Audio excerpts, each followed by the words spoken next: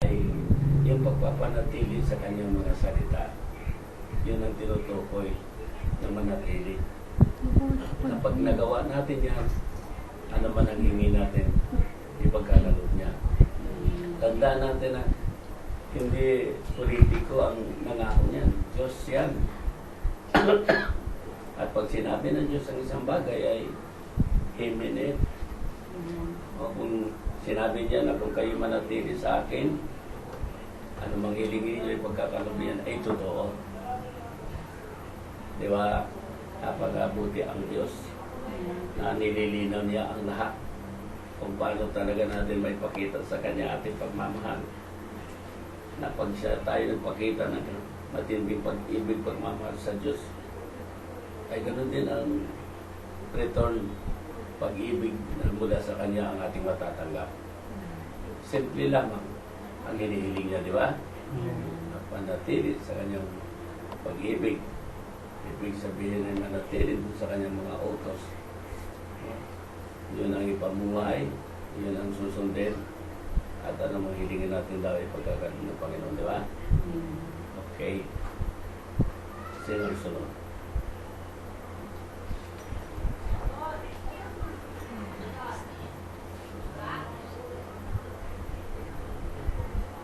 First John 5. Ito ang palatandaan ng ibig natin ng Diyos. Ito ang palatandaan iniibig natin ang mga anak ng Diyos. Kapag iniibig natin ang Diyos, pinutupad ang kanyang mga utos. Sapagkat ang tunay na iniibig sa Diyos ay iyong sa pinutupad sa kanyang mga utos at hindi naman mahirap sundin ang kanyang mga utos. Sapagkat napagtatagumpayan ng bawat anak ng Diyos ang sanlibutan at magtatagumpay tayo sa pamamagitan ng pananampalataya. Praise God. Ganun pa rin ang diwa ng verse na binigay ng ating kapatid na Eve. Katulad din pa rin kanina na nilinaw talaga na ang sino mang umiibig talaga sa Panginoon ay kinakailangan sumunod sa kanyang mga utos, di ba? Hindi totoong nagmamahal ang sino man kahit pa pagsigawan niya kung hindi niya sinusunod ang utos ng Panginoon. Kahit hindi ka na magsalita, pag ang ginagawa mo ayon sa Kanya, pinapahayag mo mahal na mahal mo ang Panginoon.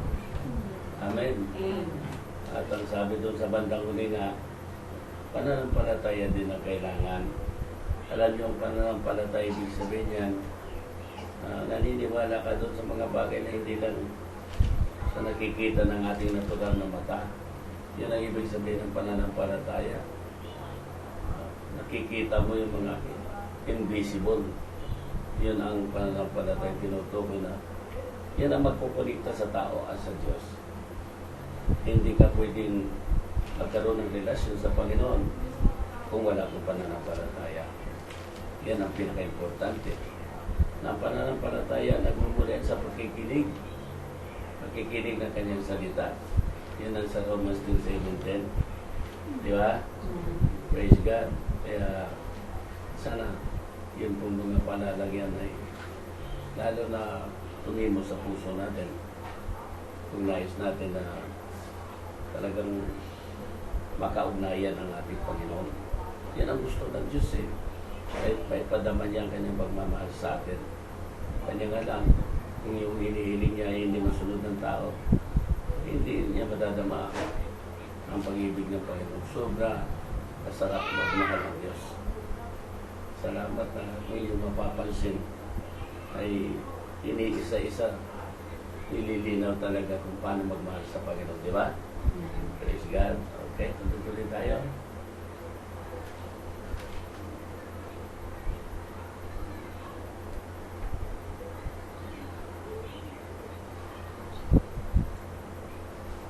Hallelujah.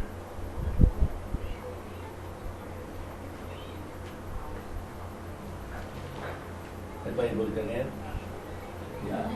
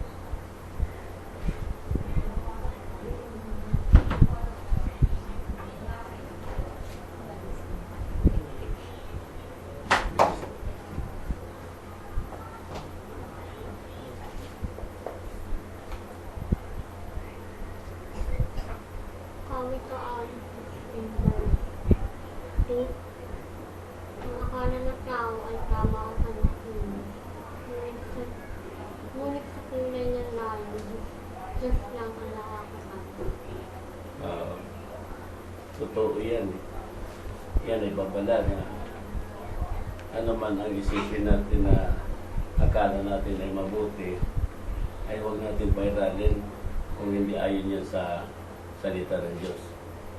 May mga daan yan na tila matwid daw, sabi yan eh. Pero ang dulo na ay kamatayan. Tila matwid. Kaya huwag natin siguraduhin na o tiyakin natin ng isang bagay na tama yung ating iniisip, ating pinaplano, kung hindi ayon yan sa Panginoon, di ba? Kasi iba ang daan ng Diyos, iba ang daan ng tao. Ang kanyang isipan ay kakaiba, kanyang plano ay kakaiba, di ba? Kaya kinakailangan guided tayo ng salita ng Panginoon. Kung anong sinabi ng salita ng Diyos, huwag na tayong mga tuwiran. Yan ang tinatawag na walking by faith. Tumalakad ka o namumuhay ka na ayon sa panampalataya. Hindi ka na mag-isip kung ano yan. Basta sinabi ng Panginoon, yun ang ating sundan, di ba? Praise God. Hallelujah. Okay. Sunod.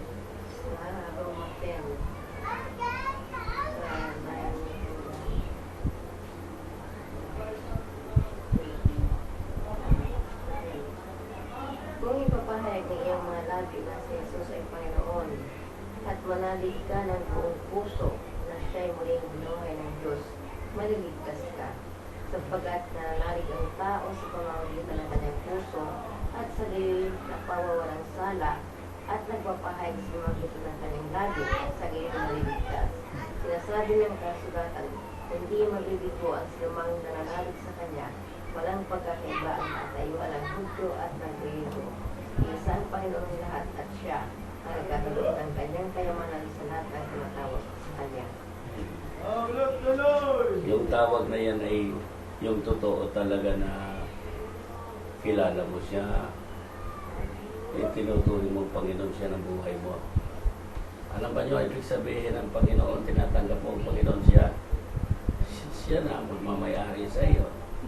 Kaya yung tinatawag na Lord ay ownership, rulership at saka rulership. Hindi mo tinatanggap na Panginoon ang ating Panginoon sa Kristo kung ikaw pa rin ang mamayari ng buhay mo. Ikaw pa rin ang kukontrol ng buhay mo. Hindi pa rin yun ang tinutukoy na pagtanggap na Panginoon.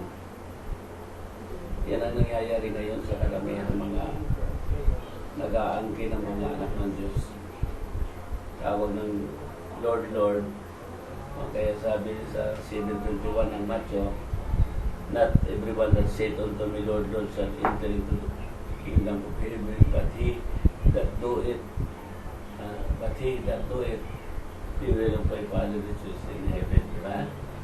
Siya nang susundin mo pag tinatanggap mo siyang Panginoon talaga ng buhay mo. Amen. Praise God. Purihin ng Diyos. Hallelujah. Binanggit pa doon sa talatang Sterlulit na minasa na siyang Panginoon ng lahat. Mag-udyo man, mag-alaman. Iisa yung Panginoon yan. Ganun din sa mga reliyon. Lahat ng reliyon. Iisa lang ang Diyos natin kinikilala. Siya lamang talagang tangi na makapagbibigay ng assurance sa tao na pagdating ng panahon ay hindi siya makukuman. Di ba? Kasi darating talaga yung paghukom. Hindi maiwasan yan ng tao. Yung mga namatay na bubuhayin yan, haharap sa paghukom. Pag ikaw ay hindi nagkaroon sa kanya ng totoong relasyon, parusa talaga. Yun ang sinabi sa kasulatan eh.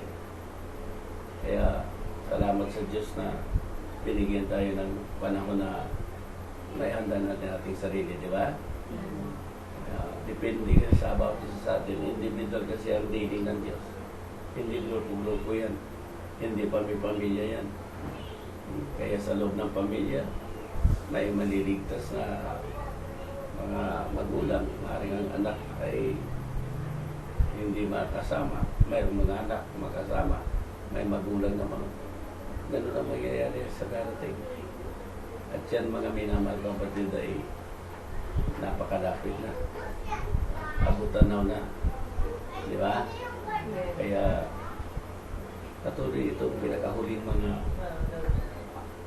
panahon ay huling mga araw ay siguraduhin natin na tayo ay nasa daanan na inilagay ng Diyos na dapat napara natin.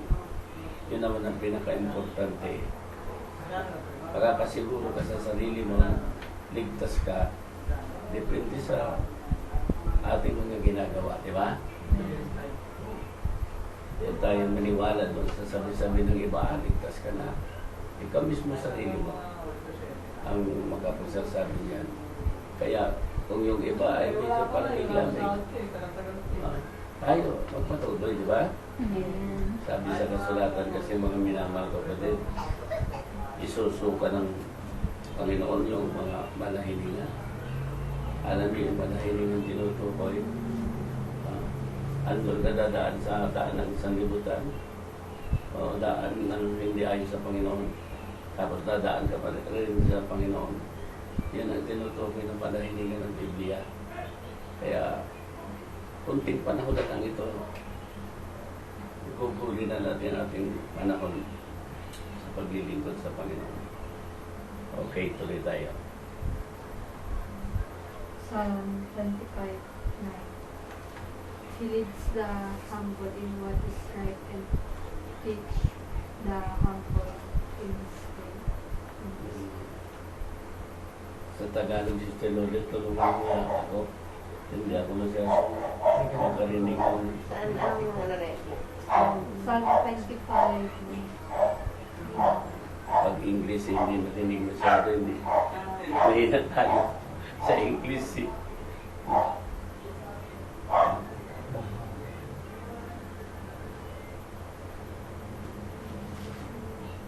Kawikaan. Saan namin? Awabi pa. Ano? Verse 25. 25 na. Chapter 7.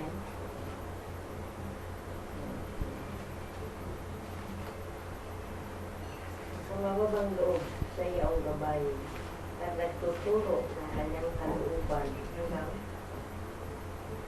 Ayun na lang siguro. Verse 9. Binanggit dyan mga minamahal kapatid, yung kung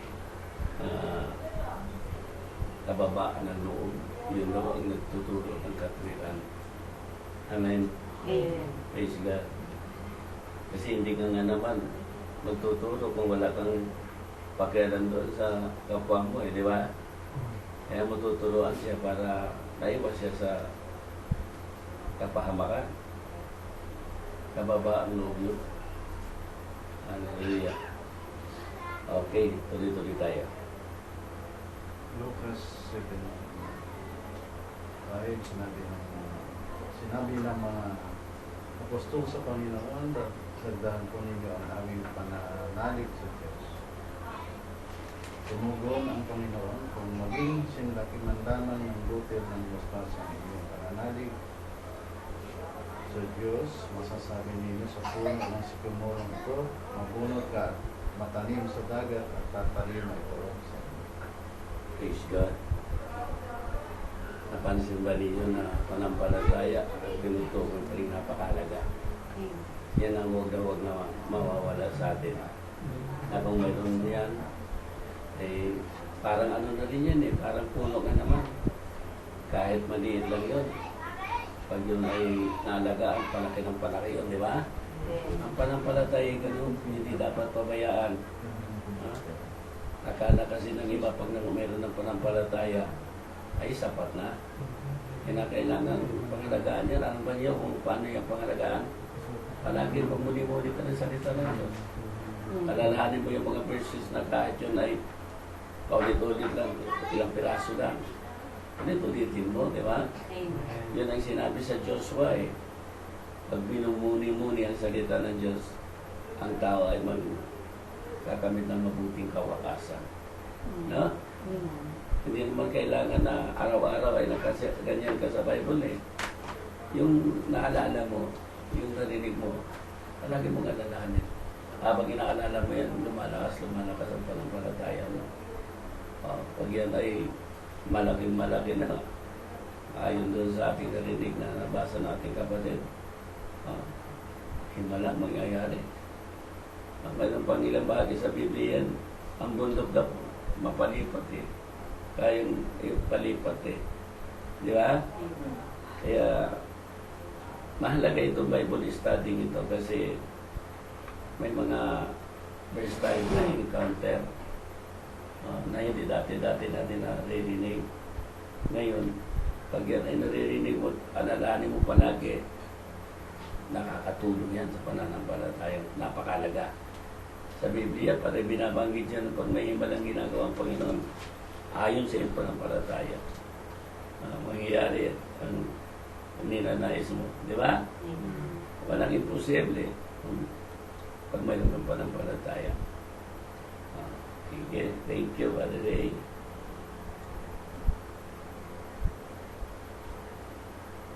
Sa 2 Corinthians 9, Oh, sige. 9:10-13. Ang Diyos na nagbibigay ng binhing ihahasik at tinapay na makakain, ang siya ring magbibigay sa inyo ng binhi at magpapalago nito upang mamunga ng sagana ang inyong kabutihang loob. Pasasaganain niya kayo sa lahat ng bagay para lalo kayong makatulong sa marami. Sa gayoy dadami ang magpapasalamat sa Diyos dahil sa inyong tulong na dadaling ko sa kanila. Ang pagtulong ninyong ito sa mga kapatid ay hindi lamang makatutugon sa kanilang pangangailangan kundi magiging dahilan pa ng walang hanggang pagpapasalamat nila sa Diyos. Praise God. Tingnan ninyo ang hangarin ng Panginoon. Hindi lang yung supplyan yung ating pangangailangan.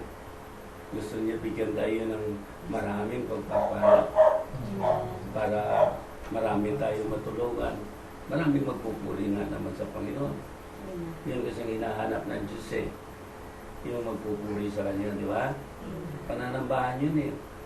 Lahat kasing gagawin natin na ayon sa Panginoon, it is an act of worship eh. Di ba?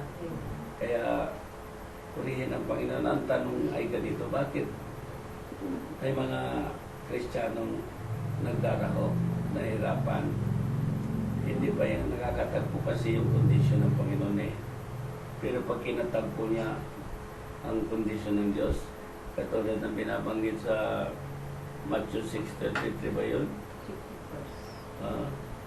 Seek ye first His kingdom and His righteousness.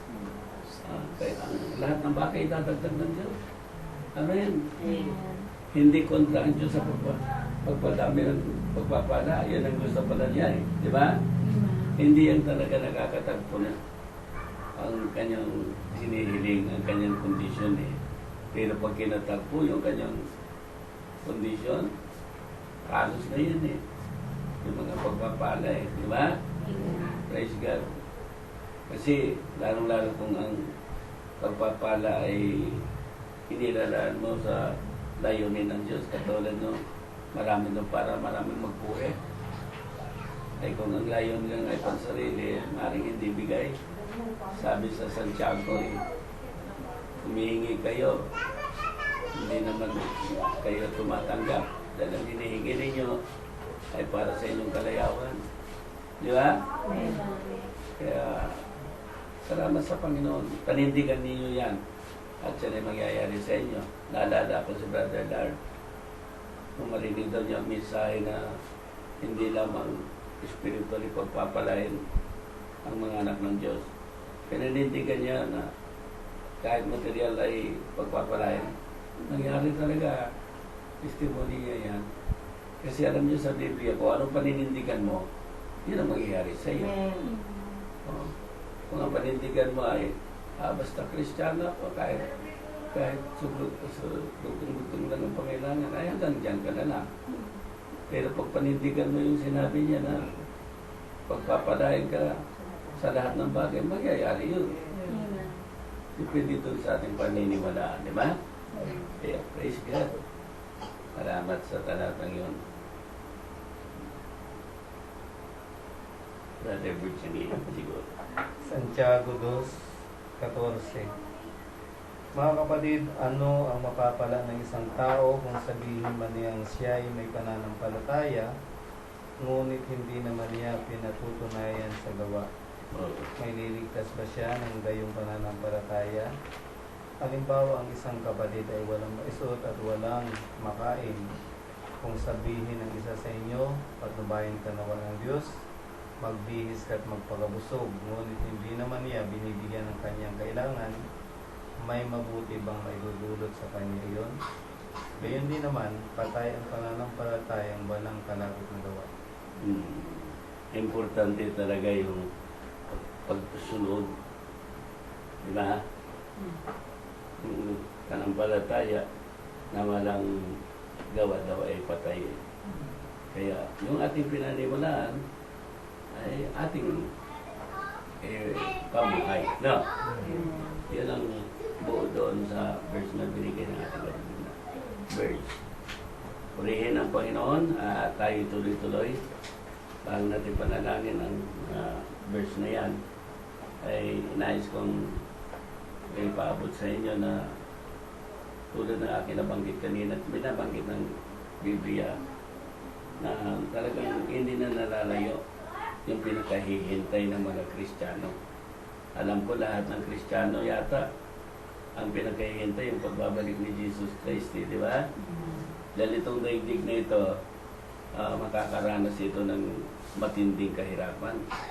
Pero bago mangyari yan, kukunin muna yung mga karapat-dapat sa Kanya. Kaya nga, magpasalamat tayo sa Panginoon na patuloy na pinagkakalooban niya ang mga tao ng pagkakataon. Siguro nakikita pa ng Diyos na mayroong hindi pa handa. Kaya patuloy na nagbibigay siya ng pagkakataon. Siya na ihabag, yan ay pagmamahal. Ayaw niya, sabi sa Biblia, na ni isa man kung maaari ay mapahama. Nais niya ang lahat ay magkaroon talaga ng tinatawag na kaligtasan o buhay na walang hanggan. At nalalapit na yan eh. Kaya panahon ito para magsuri ang bawat isa.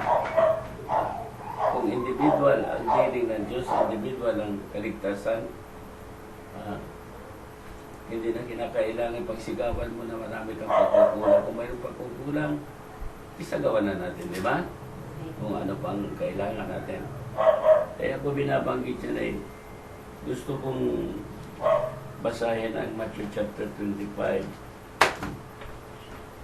Mahaba-haba ito, hindi ko na iisa-isahin. Pag-aaralan na lang natin. Ang kukunin ko na lang ay 25:13. Kaya magbantay kayo sapagkat hindi niyo alam ang araw ni ang oras. Amen. Manalangin po na tayo. Mahal naming Diyos, marami pong salamat. Itinuturing po namin yan po ay talagang pagmamahal mo po sa amin. Hanggang ulit-ulitin sa amin ang mga dating naririnig namin mula sa iyong salita. Maaring mga 20 beses na, 50, 100 beses na po na nauulit na napapakinggan namin yan. Pero inaamin po namin kahit ganun dami na po ang bilang na nauulit yan na narinig namin, kailangan po namin yan o Diyos. Nakakalimutan po namin kasi minsan kasi isang limutan totoong siya po ang bumubulag ng aming mga kaisipan. Gagamitin yung pong material na bagay, gagamitin pong ibang bagay para hindi na namin makita yung pong pinapalala mo sa amin na pinakamahalaga. Kaya salamat po at kami pinaalalahanan mo paulit-ulit, lalo sa talatang naidagdag sa gabing ito.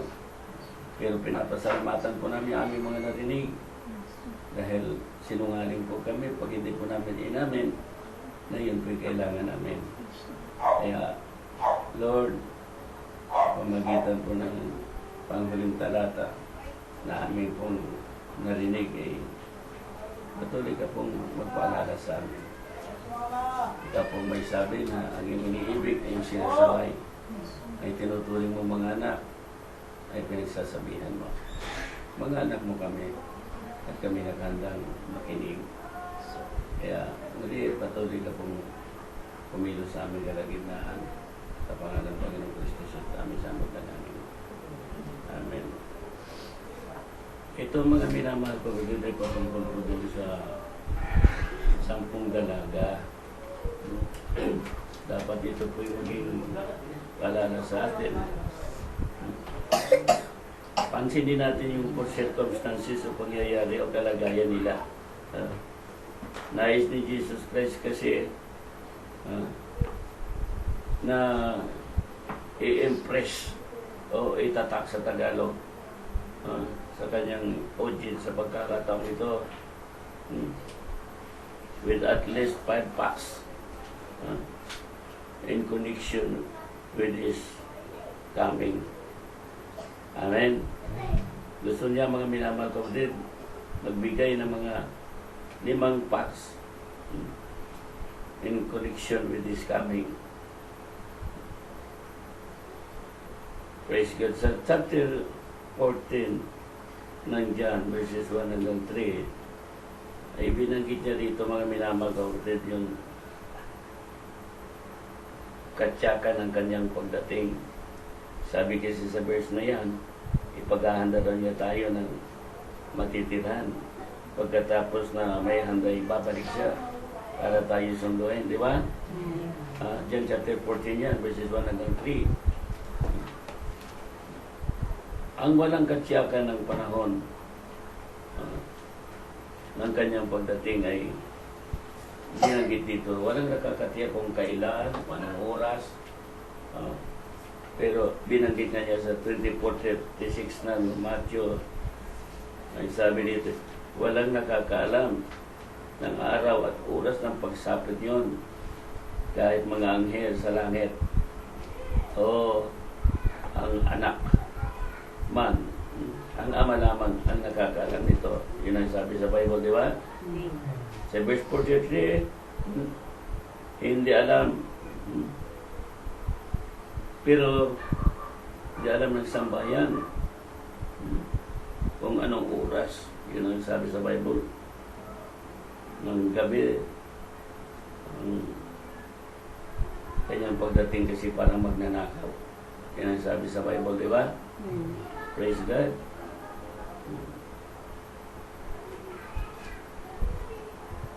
Kaya kung ganon, na walang nakakalam talaga ng tamang oras, eksaktong oras o eksaktong panahon, ay kailangan talaga maghanda sa lahat ng oras, no? Yan ang sabi sa Matthew 24:44 hanggang 44 yan. Kaya maging handa kayo lagi kapag darating ang anak ng tao na hindi ninyo inaasahan. Amen? Kaya sabi sa Bible, sa higaan mayroong yung isa magdadaga, yung isa nahiwan. Hindi siguro nakapaganda yung isa, di ba? Praise God. Kaya ang mapala dito yung nakapaghanda. Hindi lang araw ng linggo, hindi lang, kundi sa lahat ng oras ay lumalakad tayo sa kalooban ng amang nasa langit, no? Amen. Maski may makakakita, wala. Ay kinakailangan tayo ay dumadaan doon sa daan na inihanda ng Diyos. Sabi dito sa Matthew 20:15, tungkol ito sa 5 wise. Yung matalino na dalaga. Yes, God. Naghanda sila kasi. Kaya silang nakasama, di ba? At dito naman sa Matthew 24:51 ay tungkol ito sa naging kawawa ng hindi naghanda. Siguro sa kanya, basta makapasok lang sa simbahan, tama na, gumawa ng mabuti. Mayroong mga bagay na kailangan para maging handa. ang isang mananampalataya. Amen. Sabi dito, yung hindi handa, tatangis siya at mangangalit ang kanyang ipin. Kasi may iwan siya doon sa kaguduhan. Mayroon kasing great tribulation. At yung hindi makakasama kay Christ, pag dating niya, makakaranas ng great tribulation. Yung kahirapang hindi pa nararanasan. Sabi sa Lucas 13:24 hanggang 28, pagsikapan ninyong pumasok sa makipot na pintuan.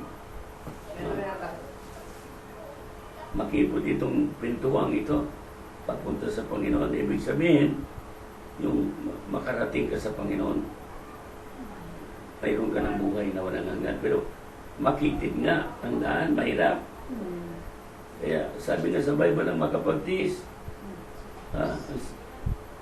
hanggang wakas ang isang maliligtas, no? Sabi rito, marami ang magpipilit na pumasok, ngunit hindi makakapasok. Verse 25, kapag ang pinto'y isinara na ng puno ng sambahayan, magtitis kayong nakatayo sa labas at kakatok kayo ng kakatok. Sasabihin niyo, Panginoon, papasukin po ninyo kami.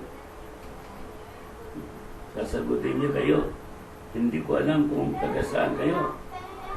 At sa verse 26, at sasabihin ninyo, kumain kami.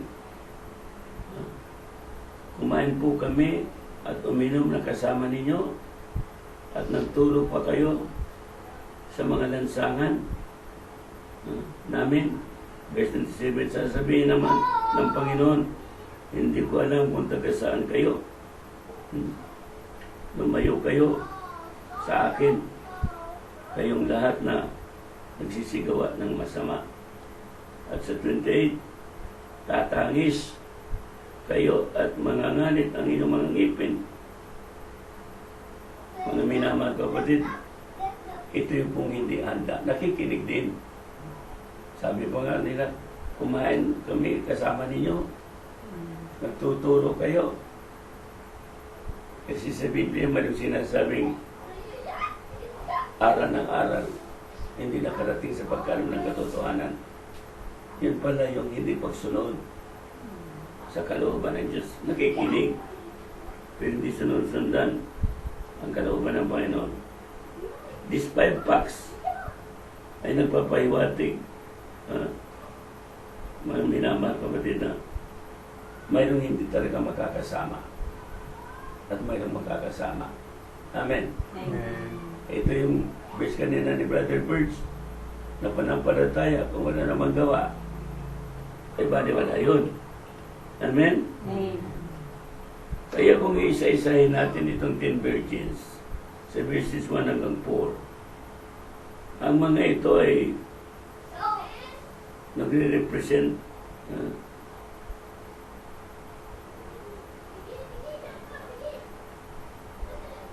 ang tinatawag na mga professing Christian, yung nakikinig pero hindi naman nakasunod. Ito yung tinutukoy ko na ligtas na sa pamagitan ng biyaya ng Diyos, pero hindi pa nakakarating kay Kristo. Kaya wala pang buhay na walang hanggan.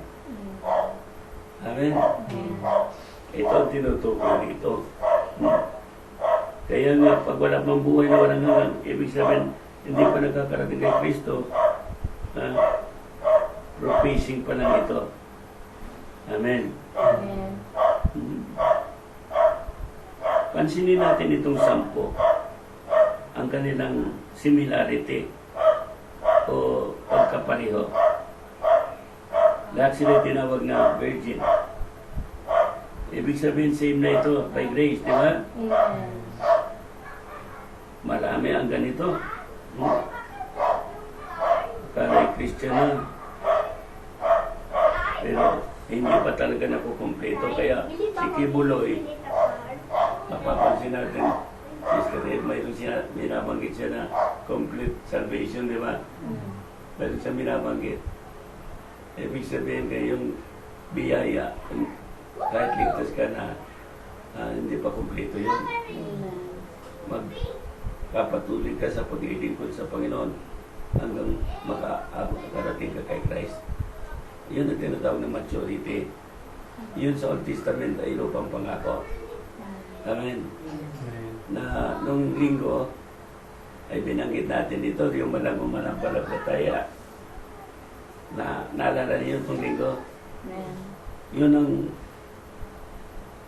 description nitong tinatawag na saved na ng kompletong kaligtasan na ang natanggap. Ibig sabihin, may buhay ng walang hanggan. No? Praise God. Bukod sa sila'y magkapareho, they look alike. Ganun na yun eh. Oh. Yung mura, mabait, mabuti ng tao, nakakaunawa na rin ng salita ng Diyos, nakakapagturo pa nga. Ibig sabihin may magandang asal na. Pero pwede pa rin hindi magkasama. Naalala ba yung chapter 7? Panginoon, gumawa kami ng himala sa iyong pangalan na. Di ba? Ano sabi ng Panginoon? Lumayo kayo sa akin, hindi ko kayo kilala. No? Ito mga minamahal kapatid ang hindi pa kumpleto. Hindi pa nakakarating kay Kristo. Ganyan nangyayari sa mga denomination. Amen. Ito ay church-goer. Pero wala pa rin buhay na walang hanggan. Pero ligtas na yun, di ba? Praise God. Lahat silang 10 ay may daladalang lampara, yung lamp, no? Ibig sabihin dito, may mga testimony na sila. Pero, professing Christian. Professing. Parang galing salitang professional. Na hindi naman talaga totoo, no? Praise God. Lahat ang mga ito ay ang pakay din. Ay to meet Jesus Christ o the bridegroom. Amen? Ganon ang nangyayari sa kasalukuyan. Preaching charity or yet wala pang buhay na walang hanggan. Kaya ang kanila namang dissimilarity, yung wise na 5 at saka foolish. Dalawang klase lang naman talaga ang magiging kalagayan dito sa daigdig eh. Yung talagang may buhay na walang hanggan at saka yung walang buhay. No? Na si Satanas naman ay hayaan ng tao na masave doon sa unang stage. Pero ang kanyang hinaharang ay makuha ng tao ang buhay na walang hanggan. Kaya pag ikaw ay nagpapatuloy, naglilingkod, ang daming hadlang. Kaya ayaw ng kaaway. Kaya ibig sabihin dito, ang pagkakaiba nila mga minamahal kapatid, yung isa ay totoong may espiritu ng Diyos sa kanyang puso. Amen. Pero yung isa na save na sa magitan ng biyaya, wala pa yun. Pero save na by grace. Di ba? Sa Biblia binabanggit na may vessel. At ang vessel na tinutukoy ay katawan natin, di ba? Sa 2 Corinthians 4:7, inamin dito ni Pablo na isa siya sa pinagkalooban ng Espiritu ng Diyos. inamin niya, nasisisidlan. Di ba? Na parang palayok.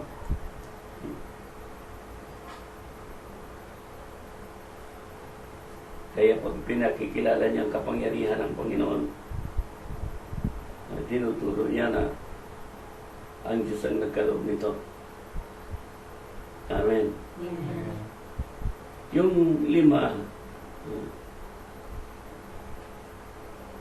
ay nakaranas din ng John 3:3. Yung kapanganakan sa Espiritu, di ba?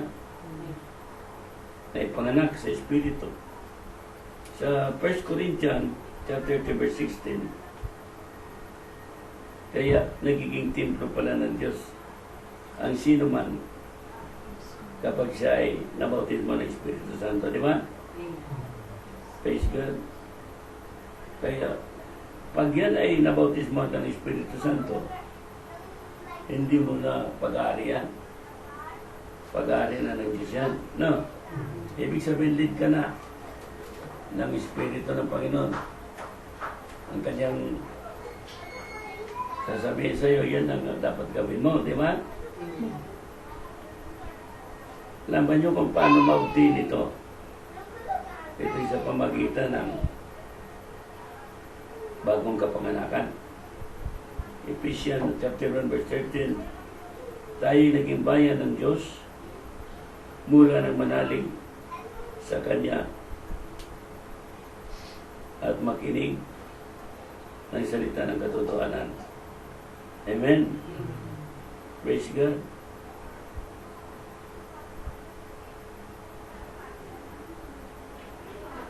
Nagiging templo na tayo ng Espiritu Santo. At yung Espiritu Santo, tanda ng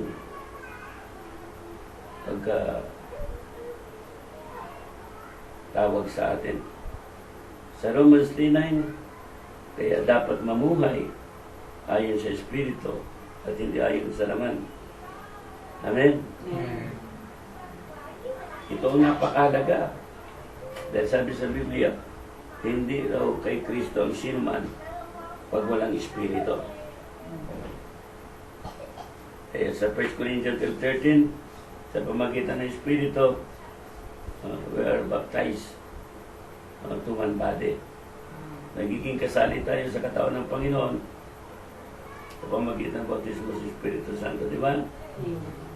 Sa verse 5, inantok itong 5. Ano yung 10? Lahat sila'y nakatulog. Dahil ang tagal dumating sa kasintahan, inantok. Hallelujah. Alam niyo mga minamahal kapatid, sa buhay Kristiyano, pag binanggit yung inantok,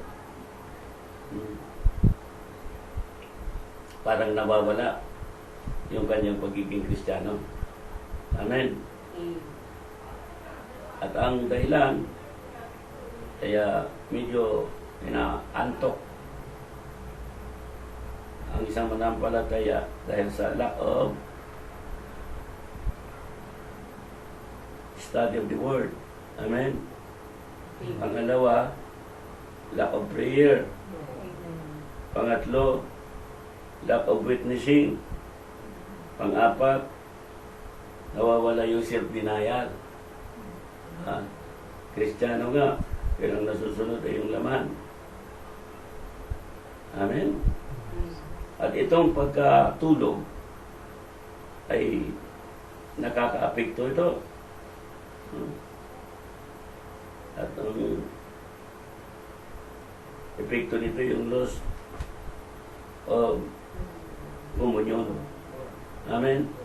Loss of communion. Yung joy nawawala.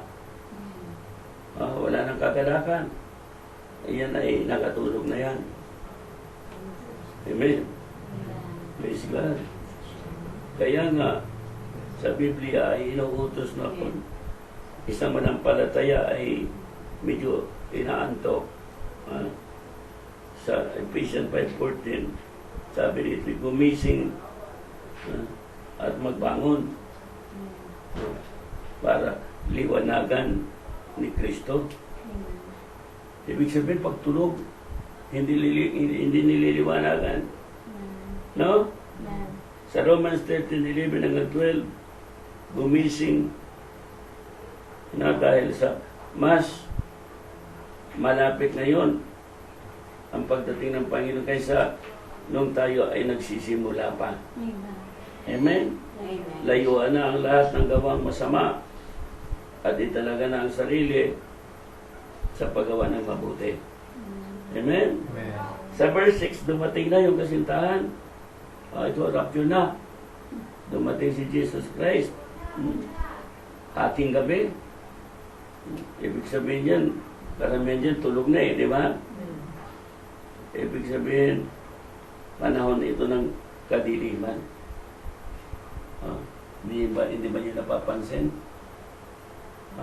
Ito na tinutukoy ng panahon ng kadiliman, dami kasama na nangyayari, di ba?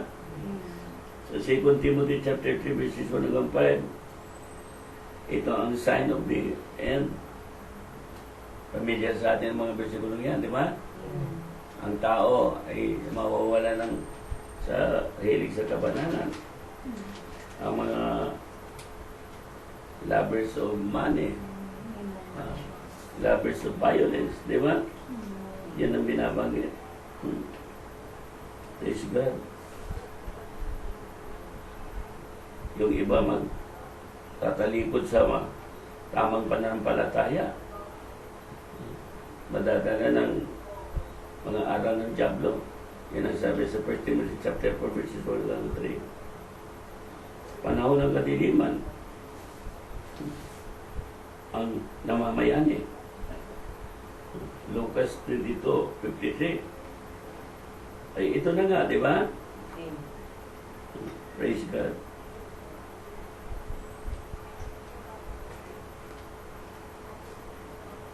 Dumating itong kasintahang lalaki biglaan, sudden, tapos unexpected, hindi inaasahan na dumating. Amen. Parang magnanakaw, sabi sa Biblia. Ang magnanakaw, hindi naman dumarating yan na kapalan pa. Biglang darating yan sa hindi inaasahan ng may-ari ng bahay, di ba? Praise God. Isang kisap mata, biglang dumating si Jesus Christ. Yung tinatawag na kasintahan dito, isang kisap mata na. Hindi matagal. Kaya nga, naghahalimbawa ako ng train. Yung LRT, MRT, hindi tumatagal yan. Kaya pag hindi ka handa dyan sa tabi, naiwanan ka. No? Ganyan ang pagdating ng ating Panginoon.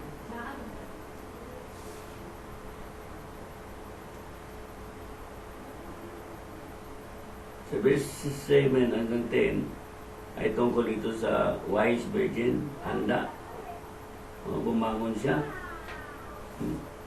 Yun ang binanggit kanina sa Ephesians 5:14, gumising at bumangon at liliwanagan ka ni Kristo. Hallelujah. Tapos yung ilaw niya ay kanyang sinindihan. Sa Revelation 3:3, yung pagsindi, pagtalikod sa kasamaan. Di ba? At pagbalik loob sa alam na ayon sa Panginoon at paggawa. No? Yun ang pagsindi ng ilaw. Tama nga naman, makikita na yung mabuting gawa eh. Pag sinindihan, no? Sila'y handa, itong 5.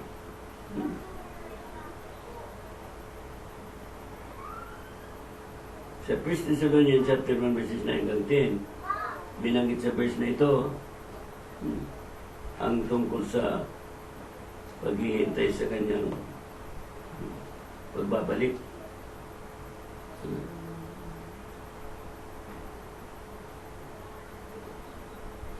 Na manunumbalik doon sa tamang pamumuhay, pagtalikod sa mga maling pamumuhay. sana tayo ay ganito palagi, maging alerto na. Pag medyo namalaya natin na medyo wala na tayo sa daan, balik agad. No? Praise God.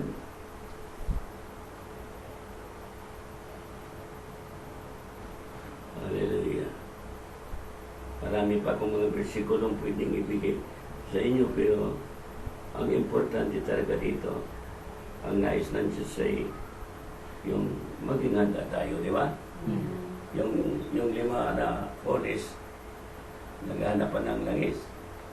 Lumapit doon sa 5, sabi ng mga 5 wise, tama lang sa amin to eh.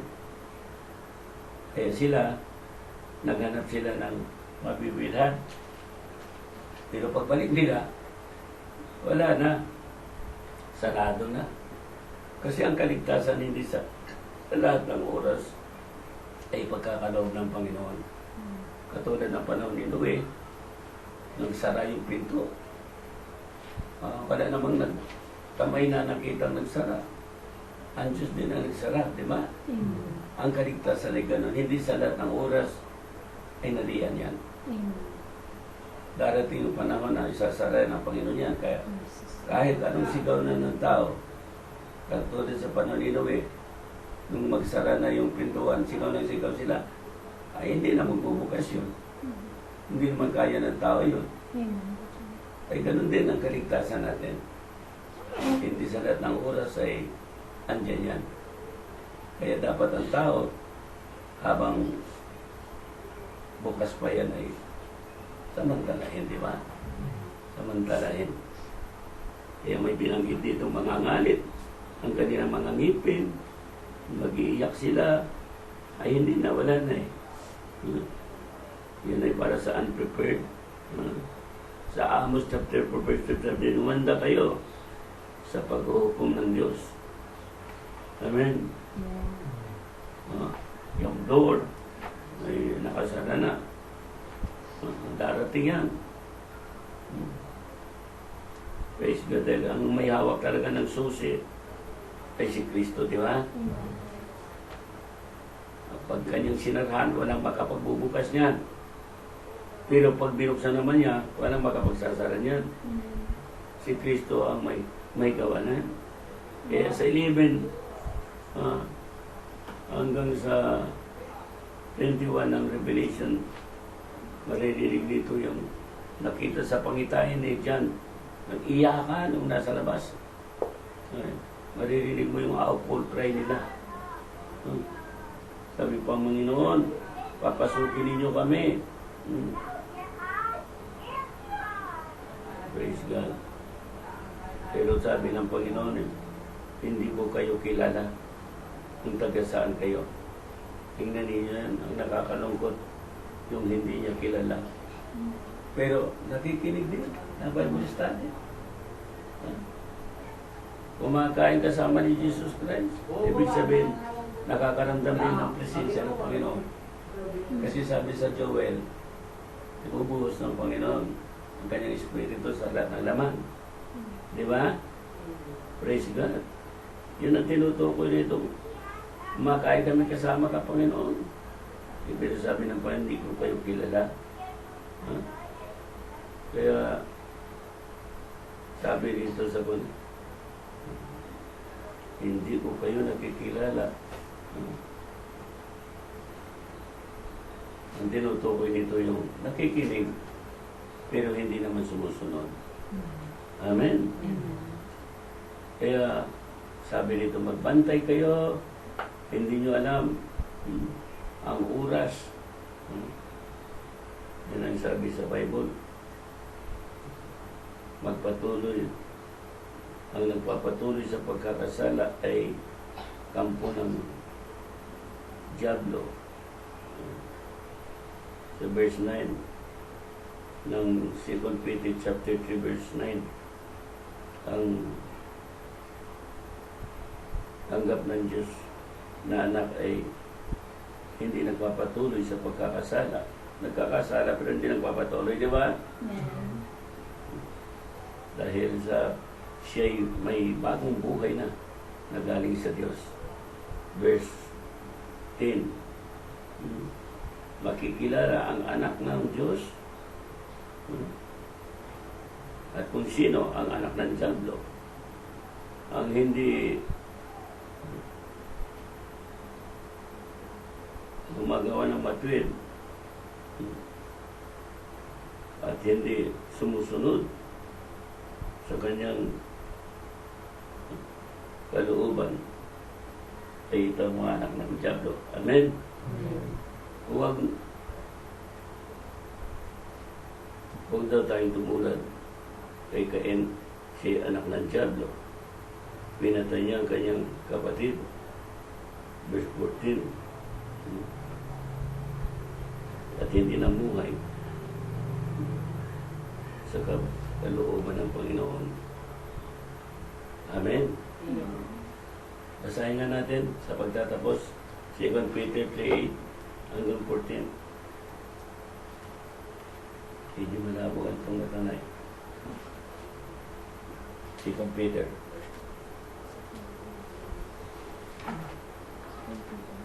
Ngunit huwag ninyong kalilimutan ito, mga minamahal sa Panginoon. Ang isang araw ay 1,000 taon, at ang isang taon ay isang araw lamang.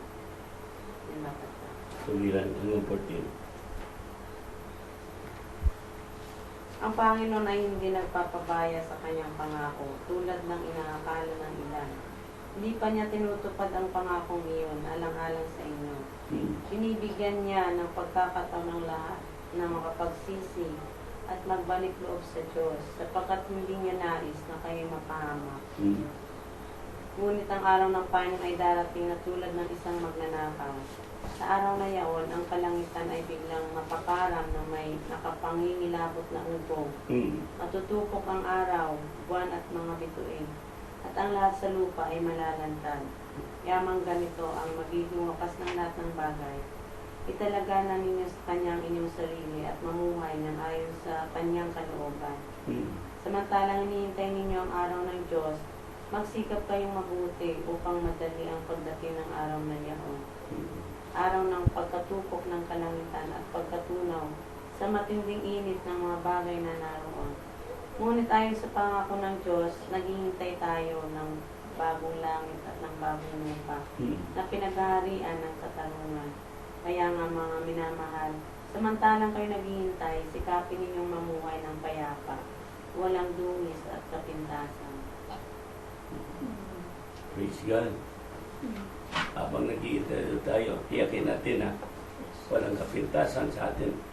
Ang kapintasan tinutukoy naman dyan ay hindi naman yung physically, kundi yung puso natin ay walang dungis. Palaging dalisay. Amen. Kaya napansin ninyo, palaging nababanggit sa misaya tungkol sa tinatawag na pagkimkim ng puot, ang hindi pagpapatawad. Di ba? Yan ang tinutukoy ni Timothy na aral ng aral, hindi nakarating sa pagkaunawa ng katotohanan. Dahil mayroong daladalang mga dungis sa puso. Yan ang siguraduhin natin para kahit anong oras dumating siya, handa tayo, di ba? May panahon pa eh. Yan ang kagandahan lang na ginagawa ng Diyos sa buhay ng tao. Patuloy ko nagpapaalala para kung maaari ay walang mapahamak. Kung ang gusto niya, pagdating niya ay lahat ay makasama. Kaya lang, ay binanggit talaga sa Biblia, mayroong hindi makasama. Sana naman, hindi isa tayo roon. No? Kanya-kanya, kaligtasan, kanya-kanya na pangalagaan natin yung ating mga ginagawang paglilingkod sa Panginoon. Magandang gabi. At awil po tayo sa Lord na isang awil.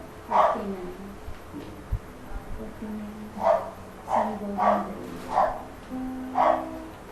Golden Ring. 49.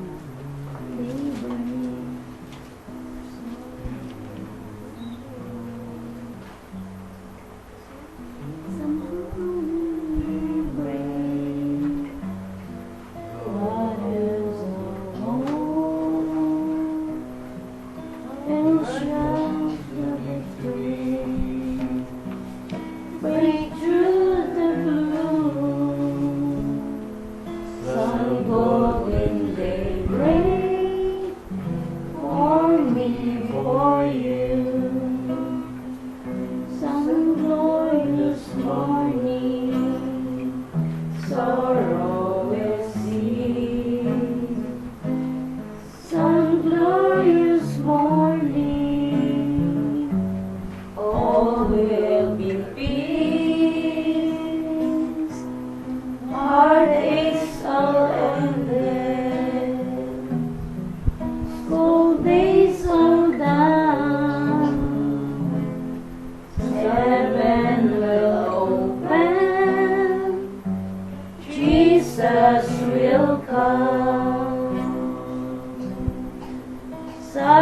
hearts will gladden. Yes. All shall be bright. Goodbye forever to earth's dark night. Chains in a moment, like him to be. Oh, glorious daybreak, Jesus I'll see. Oh, what a meeting there in the sky. No tears nor crying shall dim our eyes. Loved ones united eternally. Oh, what a daybreak that morn will be. Some golden daybreak, Jesus will come. Some golden daybreak, battles all won. He'll shout the victory, break through the blue. Some golden daybreak for me, for you. Lord, lalo kami na-excite na kung maaari nga lang hilahin namin ang panahon at dumating na yung oras na sinasalarawan ng aming inaawit. Lugar na inihanda mo na wala ng kalungkutan. Ibig sabihin, mamumuhay kami na makapiling. Ang Diyos namin pinaglilingkuran na hindi nakikita namin natural na mata. Pero nararamdaman po namin. Kaya nagkakaroon po kami ng kagalakan sa puso. Lord, salamat sa iyong mga paalala.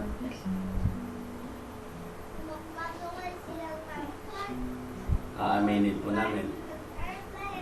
Kailangan po namin, Panginoon, na palalahanan. Kasi kung minsan, isa po kami doon sa natutulog. Medyo nakakaramdam na po kami ng pagkainip. Ngayon pala, ay yung wala kaming nagagawa ay pagkatulog. Pero kami nahamon. Nalimpungatan po kami doon sa wise na aming pinag-aralan dito sa Bible.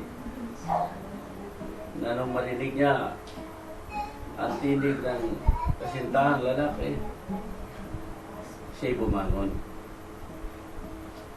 Nang pagbangon pala, Lord, ay yun pong paglakad namin sa daang nais mo naming lakaran. Agad-agad na sila'y nagsindi ng ilawan na yun pala, O Diyos, pagsagawa ng iyong katuwiran, ng iyong kalooban. Lord, para sa amin, yun po'y napakalaking bagay na may paalala mo po sa akin. Totoo na nakakaligtaan po namin na ang buhay po namin ay hindi na para sa aming sarili ito, kundi para sa iyo na ito. Kung inaangkin po namin na nabautismohan kami ng Espiritu Santo, kami pala templo na ng Diyos, templo ng Espiritu Santo, na dapat ang aming isagawa, Diyos, ay yung kalooban. nabanggit mo rin, Panginoon, sa aming tinanakay, ang iyong Lord, na kung totoo talagang natanggap na namin ang Panginoon, ikaw namang magmamayari ng aming buhay. Ikaw na magkukontrol na, maglulong ng aming buhay. Na yan po'y nakakaligtaan namin. Kaya nagpapasalamat po kami sa gabing ito. Kahit di ilang piraso lang kami. Tunay, Panginoon, na napakahalaga ang pinagkaloob mo sa aming mga paalala. Palibasa mga anak po kami. Kaya pinagsasabihan mo kami. Palibasa iniibig mo kami. Para kami, Panginoon, ay manumbalik doon sa tamang daan na ninanais mo aming lakaran. Kaya salamat, Panginoon. Maghihiwalay kami ngayon, magtatapos kami na masaya pagkat kinatagpo mo ang aming mga pangangailangan. Salamat po sa pangangailangan ng bawat isa na ipagkakaroon mo po sa amin. Lord, salamat, Panginoon, sa kalakasan, sa kagalingan, hindi naman physically, kundi spiritually. Na pag kami, Panginoon, ay nanghihina, aminado po kami na yun po'y sakit spiritual. Na pagkatapos na marinig ang iyong mga salita, ay nagkakaroon din ng kalakasan. Patuloy mo po, Lord, na hinihiling namin na pagpalayan ng mga gawain sa sinibahan, Huwebes na gabi, sa kanina ng umaga at sa Libertad. Ganon din dito sa Caloocan. Naririto po kami, Panginoon. Patuloy mo po kami, Panginoon, na palalahanan para kami po'y maging tagapagbalita tungkol sa buhay na pinagkakaloob mo po. Bigyan mo kami ng katapangan na amin pong magawayan. Bigyan mo po kami ng kaalaman, karunungan para may share po namin, Panginoon, hanggat may panahon pa ang tungkol sa kaligtasan. Pagpalayan mo po ang iyong mga anak at ang kanilang mga pamilya, O Diyos. Ginagamit mo po sila sa iba't ibang kapalanan.